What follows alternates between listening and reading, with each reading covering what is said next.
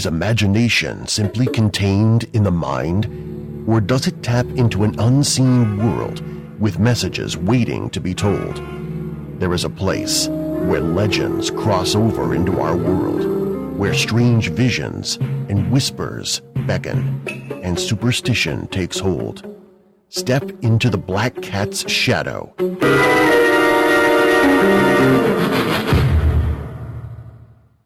Welcome back to the Black Cat's Shadow. Join us as we take a closer look at the cases of the strange and unexplained from all over the world, and how they inspire some of our favorite horror movies. My name is Andy, and I am one of your hosts, podcasting from Kansas City, Missouri. And I'm Dakota. I'm coming out of Olathe, Kansas. And today we kind of decided to do something a little different. We're talking about the Twilight Zone. And joining us today, we do have a special guest, and I'll let Andy introduce him. Yeah, so it's not his first time stepping into the Black Cat's shadow. If you remember last episode, we interviewed a very talented writer by the name of Dave Dubose. Hey, Dave. How's it going? Welcome back. Thanks for having me.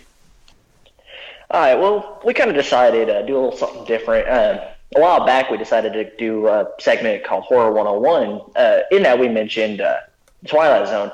So I kind of came up with the idea, let's kind of throw in a new segment and talk about the Twilight Zone and the different episodes we like. It's kind of going to be not like a regular segment, kind of irregular. We'll throw one in every once in a while. But the Twilight Zone has always stuck out to be one of the icons for horror. It's taken all these different things from like science fiction, like these movie monsters that we really like, and combined them into one really great series. Starting in the 60s, had 5 seasons and came back in the 80s for how many seasons did that come back for?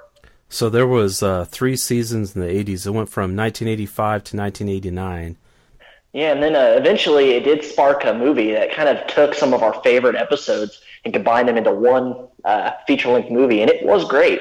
I mean, they took some really cool stories and modernized them a little bit, gave them a little bit more of a spin, and I mean, those are what stuck out to me the most. I don't know about you guys, but I remember the first time we watched them, we were sitting in class and we were talking about how horror movies inspired a culture, and that was our people studies class in high school. Let's go and start with you, Andy. Like, what did it stick out for you most with the Twilight Zone? Well, so for me, I thought this series is interesting, but like when I first saw this. I first saw this as a kid, obviously, but I actually saw the series from the 80s first, I think. I can't really remember now if it was... But I remember seeing the TV series from the 80s, and that freaked me out. I mean, the intro was really scary. But from the original series, I think the first episode that I actually saw was probably Nightmare at 20,000 Feet. Just that scene where William Shatner pulls back the curtain and there's like the face of the gremlin right there. That was really scary for me as a kid. Now watching the episode, it doesn't quite hold up as much, but still a good episode. But yeah, this is one of those TV shows where, it's sci-fi, it's horror. It has those elements to it, but I think it talks a lot about different social issues that at the time were very controversial, and sometimes even now can be. But I think with those issues, Rod Serling, the creator of Twilight Zone, he's able to kind of disguise them in the with science fiction with those themes, but it also gave him the freedom to address some of these issues on TV back in the 60s. But yeah, Dave, what was some of your first memories of the Twilight Zone? Yeah, so believe it or not, I have only seen the original series. I did not bother with watching the 80s stuff and thereafter until I had made sure to see the entire run of the original Twilight Zone. And because I really get stuck in that whole black and white movie time frame, I really just fell in love with the original Twilight Zone so much. I don't really recall the very first episode that I watched, but I remember seeing it at some point in time at a younger age, wondering, what am I watching? And before I knew it, it was over, and I immediately fell in love with the idea of, 25 minutes to half an hour of getting this entire story that usually leaves you wanting more, but you felt okay with the episode. You got enough out of it. And so for me, I just went all the way back to the very first episode and just started trucking along and blew through the whole thing. Yeah, I mean, and it's awesome. Now it's on Netflix. Well, everything except for season 4. That kind of pisses me off. But yeah, so I've been watching through them myself. I'm in season 5. But yeah, I mean, watching them as a kid, I think I watched them more to try to get scared, to watch some of the scary episodes. But now I have more of an appreciation for all the episodes. They all have something to offer. And they all have these recurring themes of like, either there's like some mystery that they want to solve, or there's like a character that's trying to go back to a past that they idolize. Things like that. I see that a lot, like people trying to escape their current situations and going back to like a better time or the good old days, quote unquote. So it's interesting to see some of these themes, and also like space travel, the fear of like nuclear or atomic war, all those things were, you could see, with those themes, you could see what people were thinking about at that time or what they were afraid of. So it's a really good like time capsule of like the culture of American culture back in that time period. If you look at it, you can also see some other popular TV shows that this inspired. You have The Outer Limits, you have Thriller, that was hosted by Boris Karloff, and you have, Rod Serling went on to produce The Night Gallery in the 70s, which is very similar to the Twilight Zone, but more darker, I feel like. Get a little bit more on the scary edge. But yeah, if you don't know, Rod Serling, he's the creator of the Twilight Zone. He was like a well-known TV writer at the time before the Twilight Zone started. And he wanted to tell these stories that kind of address some of these controversial topics. And so with science fiction, he was able to do that. And so that's a big reason why he started the Twilight Zone. I did know, you did mention a while back, Dave, that you were really inspired by Rod Serling. What parts of his writings really did inspire you? The funny thing about it is, I don't know what it is, but I'm really into narration. So I love how every episode starts off with, you get a little bit of what the story's going to be about, and then it turns to Rod Serling, and he kind of puts his 2 cents on it and kind of gears you up for what you're about to watch. And then, of course, at every conclusion, the way he kind of wraps up the episode. And so when I very first started writing probably 13 years ago or so, just kind of scratching in notebooks, I noticed mimicking that same style, even though it kind of wasn't the best way. It confused a lot of people if they didn't know what they were reading, but I love the idea of having somebody kind of talk in a narration or in a first person, so to speak, and that inspired me right away to really tell a story. And then, like I said before, the way that he was able to just take you to a completely different setting, give you your main focus points in your characters, and throw something in there and still manage to twist at the end. You'll see a lot of the Twilight Zone stuff in what I do now, and I have all Rod Serling to thank for that, for sure. Yeah, definitely Rod Serling is taking hold of our imaginations, and I think that's what made the Twilight Zone so effective. It's just it twisted our imagination and made us feel like we were actually present in that. I remember like one of the very first original episodes I watched, and that was Odyssey of Flight 33, which is my favorite episode of all time, just because I'm a big fan of time travel. Not to ruin the episode for anybody, but time travel is kind of very new. The very first time that we heard of time travel was like back in the early 1800s. I'm talking like Jules Verne stuff here. And that was cool to me. I remember reading The Time Machine growing up and kind of seeing those themes translate into the Twilight Zone episodes. I mean, how many Twilight Zone episodes cover time travel? Yeah, there's a handful. I mean, it's kind of like the fear of the unknown, and we've talked about that before. Kind of the Twilight Zone goes back to a theme that we kind of like to throw out there is like, fear is in the eye of the beholder, just like beauty is. And there's a great episode right there. They definitely take the idea of what's acceptable or what's beautiful to society and kind of turn it on its head. It's an interesting episode for sure. Going back to Rod Serling, I just, he deserves a lot of credit for, just this show because, not only as a writer but as a host, he has had a lot of wit, and just the way he would narrate the episodes was really good. It was great bookends to the episodes. It did kind of tie up loose ends if you didn't quite maybe you didn't understand what was going on in the episode. He kind of came in and said, okay, well. Sometimes he says, well, here's what happened, but sometimes he said, well, it's not really for us to know. It just happened. So I definitely like that approach to it. And then, one of the other things that I love is the theme song. It's, in season 1, there was different music, and the theme song that we all know, it didn't really get started until season 2. But that was, I feel like that theme song was genius. It definitely captures the mood of the show perfectly.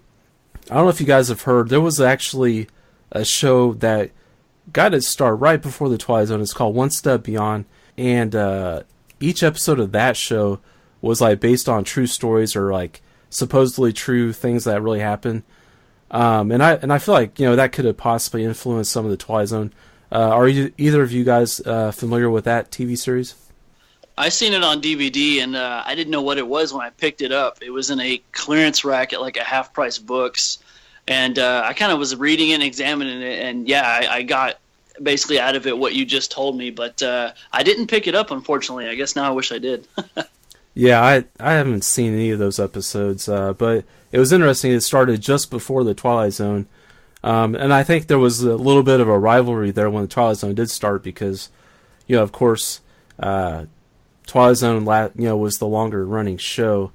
Even though, I think One Step Beyond does have its following there. Talking about some of our favorite episodes, I just want to talk about Rod Serling. He's got some favorites as well.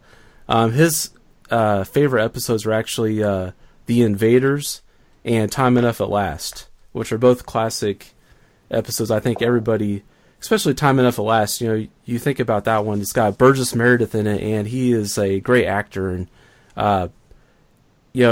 in that, he plays this guy that, he just wants to be left alone, and he just wants to read his books, and he's got a wife that kind of nags him, and he just doesn't quite fit into the life that he's living. He tries to read at work, and then, he's gets reprimanded by his boss for reading while he's at work. But anyway, and so it's interesting how the episode plays out. He does, through the course of events of the episode, he does get a chance to read, but then through the twist of the episode, it kind of turns sour for him.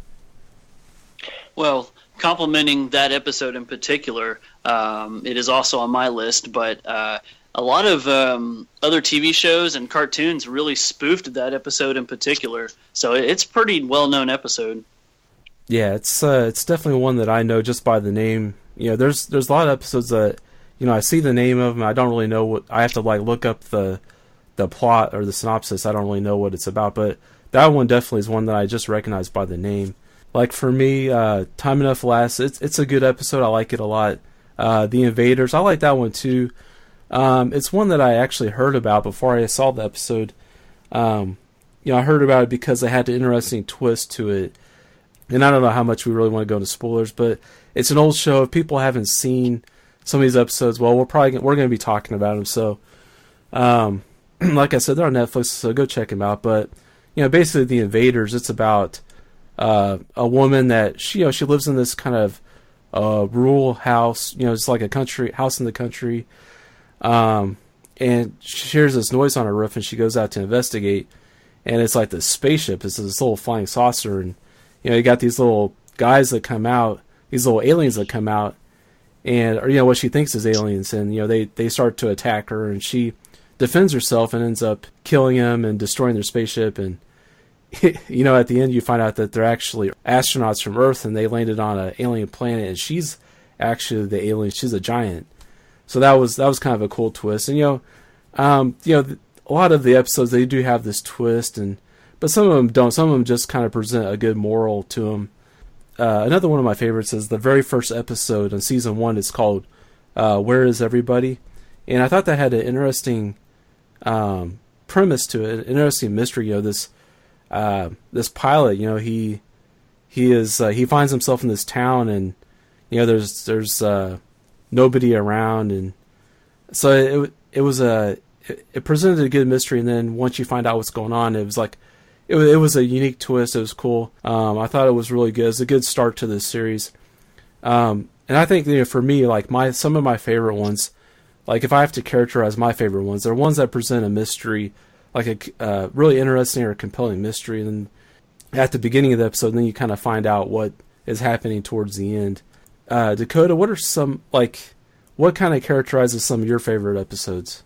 Again, I'm going to go back to the time travel episodes. Very, very convincing for me. Very, it does strike a chord for me as far as terror goes. But I mean, just the classic episodes like again, Odyssey of Flight 33 is my number one. And then Terror at 20,000 Feet, I think that's what it is, the one with the gremlin. That's like number two for me on the list. And then I don't remember the name of the episode, but the episodes where it's a group of guys. The guy gets put in he gets put in a box. He has to live there for a set amount of time. I forgot the name of the episode. Yeah, I think that one's called Silence or something like that. Where the guy bets him he can't talk for I don't know. I forget how long it is. It's a long time. I think it was a full year. Yeah. And this guy lives in this box made by this old rich guy, and he can't talk. And then at the end, it's kind of I guess it's a twist. I mean, at the end you find out that the guy had his vocal cords removed, and so he couldn't talk. And but then the old guy ends up coming clean and saying that he can't actually pay him. So that was kind of a kicker there on that episode. Yeah, that's a gut punch, really. Yeah. Yeah, and that's one of the things that we talked about, like the plot twists. I mean, definitely something the Twilight Zone did well for me. I mean, those are my top three episodes. I've had too many that I really do like, but like I said, the best ones are the time travel episodes, definitely. Okay. And Dave, what kind of characterizes the episodes that you like the most out of the Twilight Zone?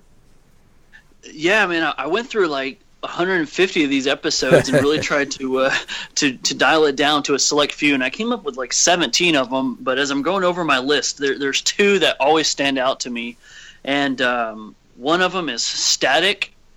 I forget which season I think it's season 2, honestly, but it's where it's a house where these elderly people live. There's a good select handful of them. They all live there together. And the one guy, you could tell he's like a bitter old man, and everybody else except him's having a good time. They're watching the television, like Lone Ranger or something's on, something of that nature, and or Gunsmoke. And he thinks that like TV ruins the brain so much, so he goes down into the basement and he finds his like old school radio, which to him was the TV in the day. And it hasn't worked for years, but he brings it up to his room, and he starts fiddling with it. And being a Twilight Zone episode, something's up with that radio. And so when he finally tunes in that station, he gets on some classic orchestra and some Tommy Dorsey and some really, symphonic music. It's very hypnotizing. It's great. And he's just having the time of his life, reliving all his memories. And then he tries to share them with everybody else in the house. And of course, he calls everybody up to the room. The radio doesn't work. They think he's crazy. As soon as they leave, he's like banging on the radio. He gets it back. He continuously just puts it out there, okay, I'll get a group up here. Okay, I'm going to try one by one. And he cannot prove to anybody that this radio works.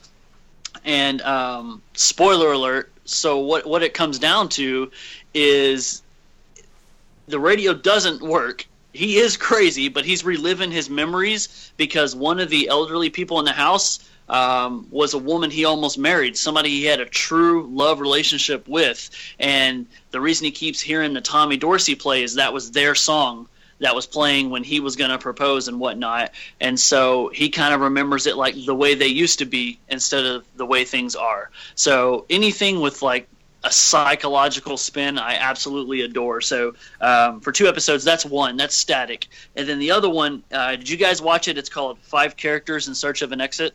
Oh, yeah. That one's a great one.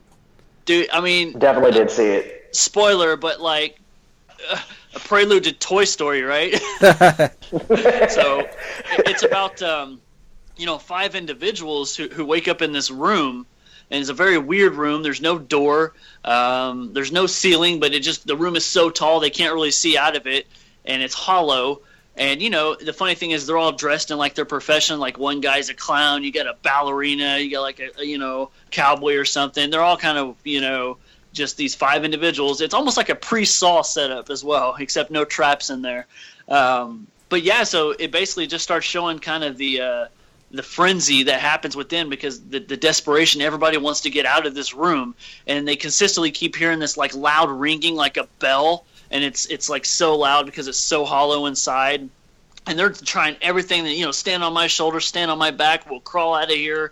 They keep trying to get out, and finally, spoiler, at the very, very end, one of them's able to make it over the top, and as they fall out, a toy falls in the snow. And it's the mentality of the toys are alive, and this is what's happening. And they fell out of like a barrel. They were like some toys that somebody was donating to Goodwill or at Christmas time.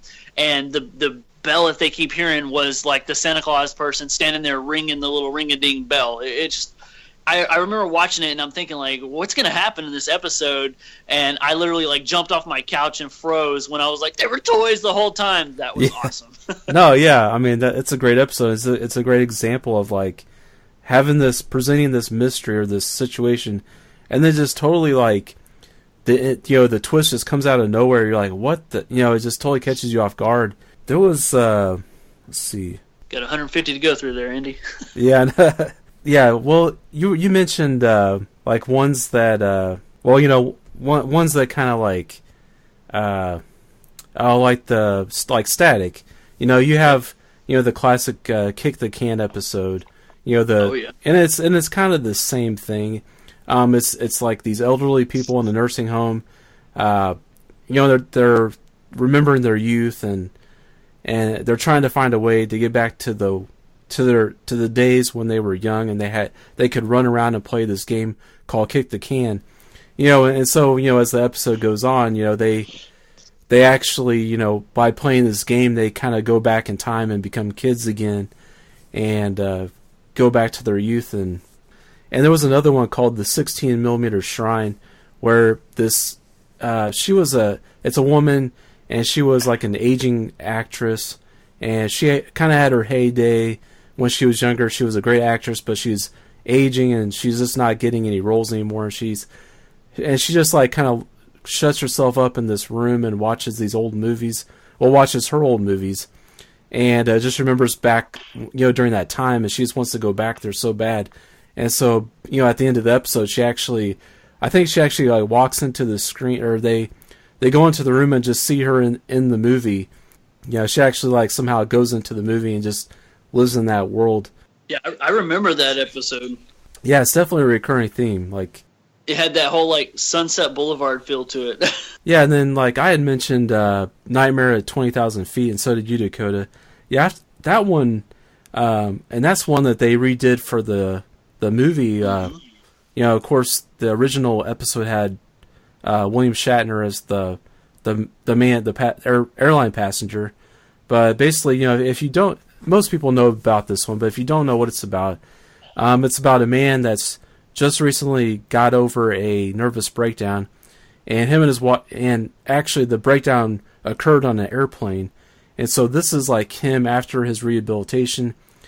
He is like choosing to ride on an airplane with his wife again, and his doctor thinks he's okay, so they get on this airplane, and he's saying he's good now, he's rehabilitated, and the plane takes off, and he's looking, just looking out the window, and there's this like creature that's like crawling on the wing of the plane, and it starts trying to tamper with the plane engine. He's like trying to get people's attention, but every time that somebody else looks out the window, this creature like flies away so nobody else sees it, and so he comes to the conclusion that it's a gremlin.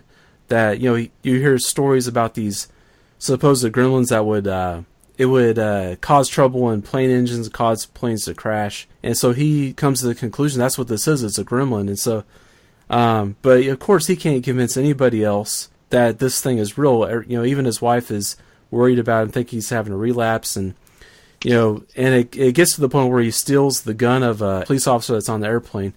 He shoots the gremlin, and he does get his satisfaction at the end of the episode because the camera pans down and you see the panel has been like ripped away from the engine. So there was actually something there. One of the episodes that I just recently watched that I thought was really interesting, it's called The Old Man in the Cave. It's set like in a post-apocalyptic America or whatever, where they had like an atomic war and there's like a small group of survivors left, and they're just kind of like eking out into existence. They're borderline starving, but they're guided by this old man that lives in the cave. But it's just like there's one guy that's their leader, and he goes to this cave and like asks questions, and then he gets these notes out of this cave and he takes it back and tells the rest of the people, what the old man in the cave said, like basically like where to plant their crops or whether or not these canned goods are contaminated or not. And so this is their existence. This group of military troops come in and they're saying that the military has taken over and that they're trying to set up, some form of government again. And then the elder, the appointed elder tells the military that they have no jurisdiction. They get their guidance from the old man in the cave, and and this kind of angers the military. So they try to get into the cave, but there's like this steel door, and they even try to like use a hand grenade to get into the cave, and they don't have any luck getting in there. So they actually convince the people that to go ahead and eat the food in the cans, that it's fine. The general, he actually eats food first, and he's fine, and just gets everybody to just ignore the wisdom of the old man in the cave, and to eat, drink, and be merry. But except for the one elder, he's like, no, you guys can't do this. We have to listen to what the old man says. And after everybody's been drinking for a while, the military, they force the elder to actually open up the cave, and because they want to know who this old man in the cave really is. And have either one of you seen this episode? I have not. It sounds interesting, but I mean, I think I'm probably. What season is it on? It's in season 5. Okay, so then I'll probably end up watching it in a couple days because I mean I'm on season 5. So okay, so I'm just gonna stop there because it's a really cool episode. It has an interesting twist to it. So I'll just leave it there. I'll say it's one of those ones that it just was really compelling to me. It was fascinating. It's like, what is with this old man in the cave? It's because you never actually see the old man. You don't know like who he is, or he just like gives the answers on these notes that the elder has. But anyway, it's a great episode. I don't know. Somebody else come in with another favorite. Yeah, man. The thing about Twilight Zone is you get so many different types of episodes, and you can kind of tell which ones are which. So it's like you almost categorize them. You'll have the ones that are time travel. You're like, okay, I'm going to put those in this bin. Then you have the ones that are going to be military. There's tons of the World War Ones and military, so you put those in a bin. And then you have some of the other ones that you can tell they're not scary at all, but they're very mind-bending.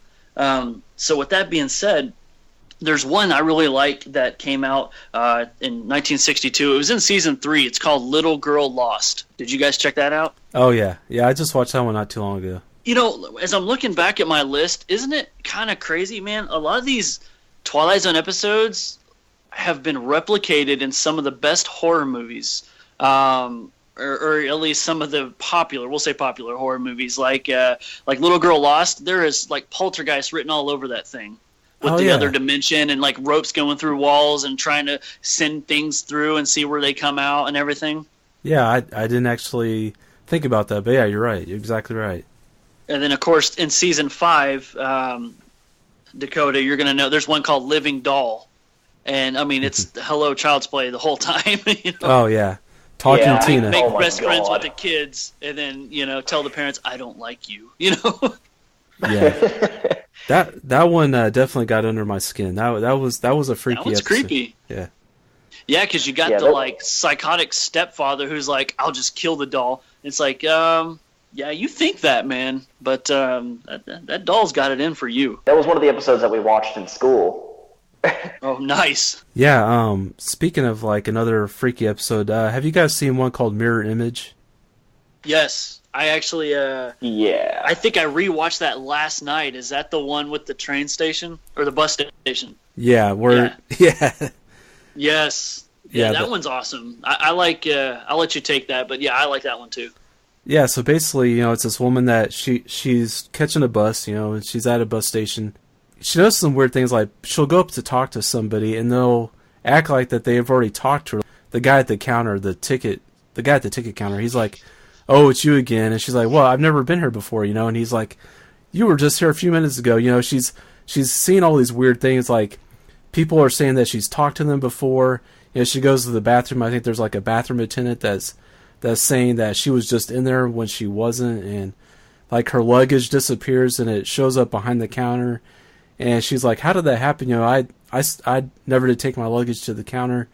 And then she starts seeing somebody that looks like her, and come to find out that there's like this other dimension. You know, going back to this other dimension, the parallel dimension, where there's like these doubles of us, like in these other dimensions that are wanting to come through to our dimension and like take over our life, and like evil doppelgangers, right? Yeah. So that one was really creepy. Did you guys see season 1, The Lonely, with the one where they take the prisoner, and instead of putting him in prison, they dump him off on another planet? Oh yeah. Yes. Yeah, that one. Yeah, I like the way that one goes too. Yeah, it really gets at like, it's hard to put into words, but it gets at how everybody, I guess, like, you know, the punishment in this world in this episode, the punishment is being dropped on a planet, just you're by yourself. They come and bring you supplies like every so often, but it's basically solitary confinement, and it's interesting like how that affects somebody, or how everybody, you know, wants to have like a companion, you know, and it kind of, you know, addresses that issue, you know, and where one of the guards that brings him supplies kind of has pity on him and brings him this, you know, it's a robot, but it looks like a woman. And so, you know, at first the guy is like, "Oh, this is a robot. I don't want to have nothing to do with her." And, you know, but, you know, you find out she's very real. She has feelings and emotions. And so he kind of, you know, I guess, you know, you could say he falls in love with this robot. You know, it looks like a woman, you know, he can talk to her. And so, yeah, it's an interesting episode. Does she rust? Yeah, that episode actually... I was being a smart-ass. Go ahead. That episode actually inspired a writing of mine. I was working on this. I saw the episode back in 2013, and I started kind of dreaming about it, and it kind of formulated in my mind. Well, in this story that I was writing, this character, he's on a prison transport, and he's headed to a prison planet, kind of like that. And eventually he escapes. He figures out a way to escape from this prison barge. And eventually he meets up with this woman. It's kind of a psychological thriller / romance story. And eventually he finds out that she's a cyborg sent to kill him. Oh, cool. So I kind of took my own twist on it and made it my own. But I mean, it was very unique. I really did like the episode, and that did inspire that. So I'm glad. I mean, right now I'm working on my novel. I mean, I'm still working on this damn novel. I've been working on it for almost a year and a half. And I mean, I've told Andy every once in a while, like, I want to do a little excerpt from it, but I mean, I can't find the right excerpt because it's such a dynamic story. It doesn't really fit into the realm of horror, but it does kind of get into your mind a little bit. So I guess it can be taken as horror, but it's very trippy. Yeah, a lot of things about horror movies, you know, you got to look at the elements in the movie, and if something that's going on in that movie is horrifying, I mean, 9 times out of 10, you can kind of put that in a horror category, you know? Like, something that's arguable, like Deliverance, right? Like a crazy-ass movie like Deliverance. Like, no, you're not going to find it in the horror section, but there are some horrifying things in that movie that definitely make that a horror movie, just in retrospect. Oh, yeah, definitely, yeah. One thing I was going to say too, guys, like you talked about the Twilight Zone movie. It's been a long time since I've seen it, but I have seen it, and I've been really wanting to rewatch it. I actually like the Nightmare at 20,000 Feet in the movie better than the episode. Oh, yeah. They got John Lithgow playing Shatner's part, and then it is no, like, gremlin. It's a freaking creature, man. I think they did that one really well. Oh, yeah, definitely. Yeah, that remake was well done, you know, and it was I don't know if I'd say it was needed, but it was like justified because they used the effects of that time. They updated the effects on the creature, and it looks so much better. I mean, the Gremlin of the original series, it's kind of laughable now when you watch it, but Shatner sells it though. Yeah, and speaking if of... he had called Sulu to help him out, he probably wouldn't have this problem. Well, and speaking of Shatner, he was in... Speaking of Shatner, he was in another one called... I think it called Nick of Time. Yeah, Nick of Time, yeah. And that is a great episode. That's one of my favorites, too. That's like my top 5, so... It talks about the issue of, like... are you going to just go out and live your life, or are you going to, like, wait until somebody or something tells you it's okay to do that, and I guess it could apply to like a lot of different situations, whether it's like another person or an organization or a religion. But yeah, it's interesting. Yeah, I remember watching it and I liked it. And it's not my personal top 5, but because Shatner was in it, it was one of the first ones I did see, and I enjoyed it for what it was. I thought the concept was pretty cool. So the Twilight Zone, had your sci-fi episodes, your scary episodes. But also had like some funny episodes. Some ones that made me laugh out loud. And there was one that I just saw recently that I really liked. It was called Hocus Pocus and Frisbee. Yeah, it's this guy that tells these tall tales like nobody believes what he says, and they're like, oh, whatever, and he's like, has all these nicknames. Then he actually gets abducted by aliens. I remember that one. He's like, he's an older guy, and like he's got like overalls on or something, right? He's good old boy. Yeah. Yeah. And he likes to play his harmonica, and that's what actually, that's what actually saves or gets him out of his predicament. Did you guys see the episode called Steel? Yeah, the boxer. I mean, that's like exactly like the movie Real Steel. I mean, we talk about the way things keep inspired with fighting and pretending to being inside the robot and pretend to be the mechanical thing, and you just do what I do type deal. Just another example of things today dawning back to great ideas. And then, did you guys see season 1? There was I think it was like the 3rd episode. It's called Walking Distance. I know you touched base on the subject matter when you said it's about people who relive the glory days, kind of go back. It's the one where the guy's at the gas station and his car needs to get attended to, so he just walks to his hometown that's like a mile and a half down the road. Did you see that one? Yeah, I did. That was a good one. Did you notice who the little boy was by chance? Very short scene, though. No, it's been a while since I've seen it. It was Ron Howard. Okay. Little Obi, man. I couldn't believe it. I was like, is that Ron? And I hurried up and looked at IMDb and like, yep, that's Ron Howard. Hilarious. Yeah, and that's another thing that you notice, like, in this series, like, it has a lot of like recognizable actors. A lot of people got their start in this TV series. Mm-hmm. They go on to have great careers. Yeah, that's kind of where I want to come in. I got some like trivia for you for the actors. Yeah, go ahead. It's pretty interesting. All right. So there were 24 actors total that had got their start on the Twilight Zone. Some of them were big name actors. All right. So back in the 60s, that's when Star Trek started. What 3 Star Trek actors were in the Twilight Zone? Yeah, we know Shatner's in there. Yeah. We got one. What about Nimoy? Did he do it? Yes, Leonard Nimoy did. He was in an episode, and it was a war episode. The episode is called "Equality of Mercy" from 1961. Oh, okay. And if I had to guess, I would say DeForest Kelley. No, you got he's a popular one. It's not gonna be like a write off. Wait, was it George Takei? Yes, it was George Takei. Yeah, it was in The Encounter from 1964. Now, if I remember right, that one had some controversy to it. I think they like took that one off. Like they don't really show that one. And I'm not really sure why, but it has something to do with. Probably go watch it tonight because I don't remember that one. But yeah, I mean, got to see it, man. George Takei's in it. He's awesome. Yeah, I think that is on season. But I think that is on season 4. I think that's why it's not on Netflix.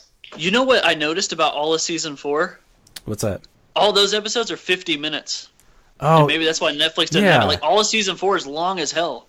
I was wondering about that because I knew when I used to watch this on the Sci-Fi Channel, I knew that there was some episodes that were like an hour long, and I was wondering when that.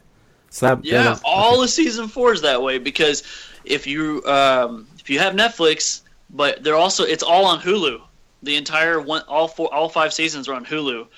You got to deal with commercials, but still, if you want to see season 4, you can see it on Hulu. Okay, cool. Yeah, I didn't even know Twilight Zone was on Hulu. Yeah, it's awesome. I think it's only in standard def, which is kind of a bummer. When you kind of spoil yourself on the HD version on Netflix, even though it's a 4:3, it still looks good. And if you get your eyes trained to the picture and go whatever, at least it's season 4, and at least you have it. So I was looking at that episode, The Encounter with George Takei, and it says it triggered complaints from Japanese Americans due to the backstory of the character played by Takei.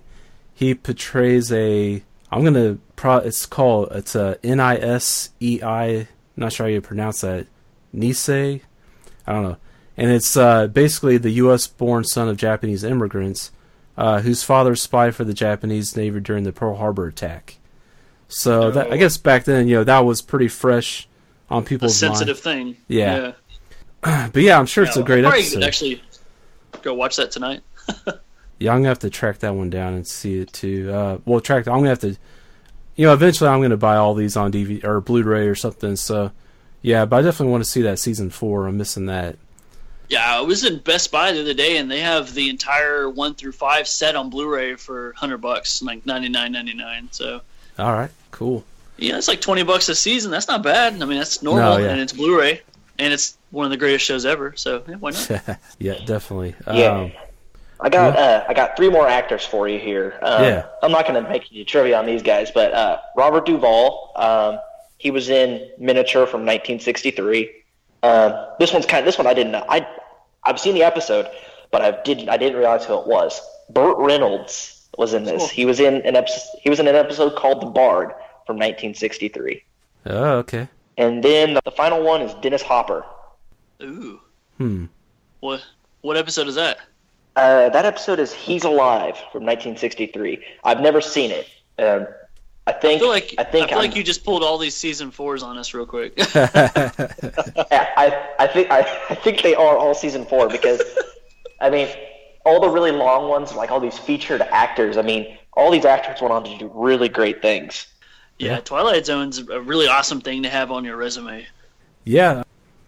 I have questions for you guys. Maybe you can help me out. Yeah. What's that? As I mentioned before, I've really only watched the original series. I kind of have this disease where I have to do things chronologically. So, like, I will never watch a part 2 before watching a part 1. That whole thing, I will never watch a remake without seeing the original. Oh, yeah. No, that makes sense. Now that I've, with the exception of some episodes of Season 4, obviously, have blown through Twilight Zone, I'm ready to kind of see some of the other ones. I guess my biggest fear was some of the episodes were the same and just done with newer actors. Is that not the case? Are they original stories? So let's see here. So in the 80s, well, yeah, both in the 80s series and in the other one in the 2000s, they had some original episodes, but then they also redid some older episodes too. Okay. Let's see here. Yeah, because I know like Forrest Whitaker's the host in the last one, right? And he's a cool dude. I like him. Yeah, he was the host in the 2000s. In the 80s, they did not have a host. They just had they had a guy narrating it, so it was a little bit different. So will you guys definitely say the original is the best? Yeah, probably so. I would say. Is it close? I mean, the other one's definitely worth watching. I mean, I love the 80s series. Okay. It's good. Am I going to see some big hair in the 80s? Probably episodes? So. I'm in. From a writer's standpoint, it's very interesting to see the difference in the writing. Just like kind of evolved with the times a little bit, but you can still tell the semblance of the original series is there. Okay, awesome. I'll probably get back with you guys after I knock out some of those other episodes. Unfortunately, those are not on Netflix. Right. Just gonna have to go download those on like Amazon or something. But I think I don't remember if I've actually seen any of the ones from the 2000 series or not. But they actually did they modernized The Monsters Are Due on Maple Street. They did like a remake of that one. Okay. And then they did a sequel to It's a Good Life. It's called It's Still a Good Life. Yeah, I'm sold. I'll definitely check them out. They're probably at the library for crying out loud. Probably can go rent them on DVD. Oh yeah, yeah. I was lucky enough to find the '80s series on DVD. I snatched those up. I think they were kind of hard to find, but I think they're starting to reissue them now, so they're becoming available again.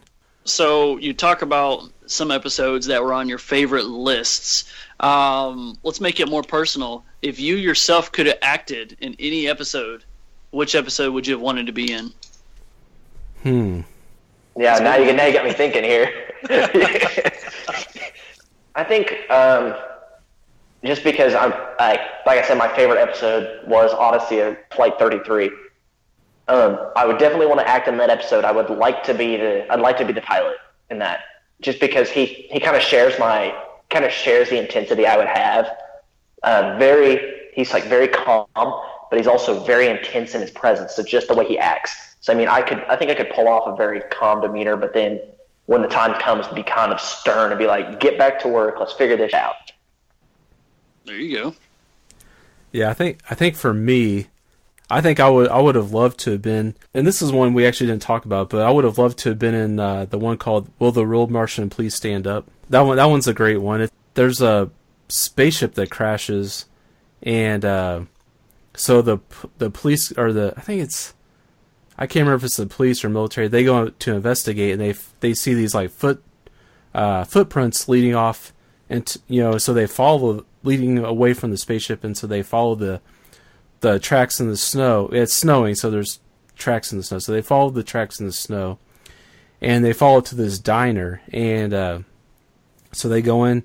They think it's an alien spaceship, so they're looking for an alien.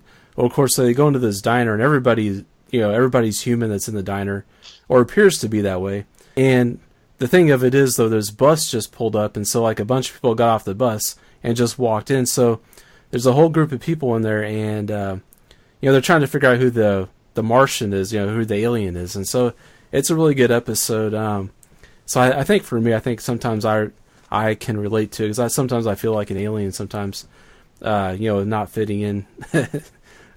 Yeah, it's funny you bring that up, because I actually just watched that episode probably right before I did the first podcast with you guys. I forgot the name of it, but the synopsis very, very much intrigued me. And so I remember as soon as you started talking about the footprints in the snow and they go to the diner, I was like, oh, I did totally watch that. That was a good episode. Yeah. Kudos to bringing that one up. I forgot about that one. Yeah, and that one had a really good twist to it, too. It's have you seen that one, Dakota? Yeah, I've seen it. It's just been a while. I mean, I kind of spaced when you're talking. Like, I was like, wait, what? Oh yeah, no, that's cool. Drifted into the Twilight Zone. Yeah. Oh, I go there every day. Come on. And talking about a show, that show's become a lot of itself, because it's become a phrase that's commonly used. So you got to give the show that it created its own definition. Yeah, exactly. Yeah, I think it was at the there's a song called Twilight Zone. I can't remember what the name of the band is that does it. You're not talking about that song by Damn Yankees, are you? They did one too. Oh, okay. No, there was one. Let's see. Well, then I guess I'm done embarrassing myself that I know of a band that has Ted Nugent in it. Sorry. Oh, okay. It's by Golden Earring. They do Twilight Zone, the song. Right on. So I guess it's like an 80s song. So anyway, and I think that song was actually featured in either, I don't know if it was the movie or the 80s TV series. It was featured in one of those, or somehow it is related to the Twilight Zone in some way. I don't think they created it specifically for the Twilight Zone, but I think it was featured in something. To repel off my own question, I was going to tell you guys, Season 1, Episode 2. It's called One for the Angels. I would have loved to have been in that episode. That's the one about the guys on the street corner selling ties, and then he gets approached by the devil.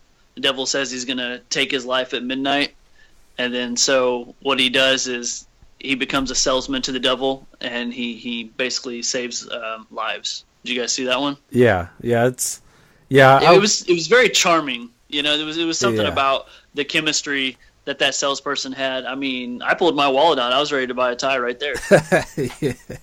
Yeah, no, I thought that'd have been fun. Yeah, I mean, I've been watching it through these, chronologically, on Netflix, and so that was one of the first ones that I watched, and yeah, I think now that I'm older and I have more of an appreciation for some of the more lighthearted episodes or some of the, more funnier episodes. So yeah, that's a good one. I mean, they're all good. I don't think I've seen a bad episode of the Twilight Zone. Have you guys? No, I've never started one that I didn't finish, so I guess not. Yeah, I was thinking about what was maybe my least favorite, but I don't know. Yeah, it would be hard to pick out. I will say that it's not a bad episode, but the one where the kid kind of controls everything and people were afraid of him, and then they turn around and redid it in the movie. That's another one that I thought was much more terrifying in the movie that they did right. The kid was a little evil bastard in the movie. Just saying. Oh yeah. Yeah, those creepy kid ones are awesome. Yeah. I think another thing that the Twilight Zone did was they knew their limitations, and they didn't especially with the special effects. They worked within their limitations, but it wasn't it didn't show a limitation. If they would show aliens or something like that, some of the special effects are dated, but I think they still worked well within their limitations. As far as presenting the themes that they showed. Yeah, I completely agree. They didn't overstep any boundaries, and at some point, you're watching it, you're not thinking of how silly it is. You're actually able to enjoy it for what it was, because they didn't ruin it. Yeah, they definitely did inspire a whole pop culture. I mean, we talked about, it inspired so many different movies, so many different types of characters for different movies. I remember going to Comic-Con, and I remember seeing people dress up as characters from the Twilight Zone. Oh, yeah. That's awesome. I just want to say thanks for letting me come on here. It's funny, we booked this thing not too far after the first episode that we did together, and I didn't even pay attention to it, but I told you I was really, the name of your podcast stood out because it had Black Cat Shadow, and I'm an Edgar Allan Poe guy. Do you guys know today was Edgar Allan Poe's birthday? I didn't think about that when we scheduled it. So just ultimate kudos to tonight being one of the funnest podcasts ever. Thanks, man. Yeah, well, we're really cool, man. That's awesome. Yeah, we're glad to have you on, and you're welcome to come back at any time you'd like. Awesome, I appreciate that, and of course, the more stuff I do, I would love to give you guys a heads up if you want to do stuff about that, and if you guys ever want to talk about Night Gallery, that'll probably be a lot of fun too. Oh yeah, we'll definitely have to do something on Night Gallery, because I've only seen a couple episodes of that, but it's a great series too. Yeah, it's also on Hulu, so I don't sell Hulu, but you can get your free trial and knock it out. Cool. Well, hey, Dave, I want to give you a chance to let people know how they can find out more about you or read your stories. Yeah, for sure. I don't know if you guys know, but I'm actually an official member now of the B Movie Brothers podcast. So I do a lot of my reading on there. And then maybe in the future we could do a tag team thing. That'd be awesome. But besides that, anybody who wants to kind of see what I have in the works, just, hey, look me up on Twitter, at Phantom Dark Dave or at Phantom Theories. Take a vote. I do a lot of VHS battles where I try to pull out a whole bunch of old school VHS horror movies and classic movies to battle it out. But yeah, just keep your eye on my Twitter page. As of right now, that's kind of where all my material's going. I'm working on some YouTube stuff. I was doing the Wattpad stuff, but it's kind of a hassle because people have to create an account, and I know I'm lazy. Some people don't want to do that, so probably do some stuff through my Dropbox and get it posted to my Twitter account. So right now, Twitter's one of the best things, at Phantom Dark Dave. Yeah, I can say those VHS battles are fun. I see those, when you post them, and you really pull out some good some good old classics, that I haven't actually seen yet. So it makes me whenever I see them, I'm like, oh, I need to check that one out, or So it always gives me some new ideas of movies to watch. So that's always fun.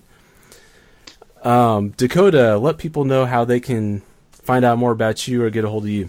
All right, guys. Yeah, if you want to get a hold of me, just email me on dakshadowbane@gmail.com. I'm kind of lacking in the social media aspect right now. I've been really busy. Kind of like a little shout out to Dave here. I mean, he's a great writer, guys. Hopefully, me and him can collaborate sometime, and I'll be looking forward to like posting some stuff online when I get back to my social media game. You know, email if you guys got questions. If you guys want to know, get some spoilers on some stories that I'm writing. I've got 2 in the works right now that are like my novel and one of my short stories that I've been kind of working on. So hopefully I can get that out there for you guys. All right, and as usual, for Black Cat Shadow, you can find us on Facebook and Horror Amino. Just search for Black Cat Shadow. You can find us on Twitter at Black Cat Podcast. And if you want to send us an email, you can do so. The email is blackcatpodcast@gmail.com. If you'd like to ask us a question, give us a show idea, or even just say hi, we'd love to hear any feedback you guys have. Another way to help us out is to leave us an iTunes review. If you listen to us on iTunes, that'd be great. And also, you can check out our website, www.blackcatshadow.com, where you get links to all of our shows, all of our different outlets of listening to us, and also my eBay page where I sell some horror movies, and you can help out the podcast by buying some of those. So, guys, so remember to take a closer look at the world around you. You may just find that it's stranger and more mysterious than you thought, especially in the Black Cat Shadow.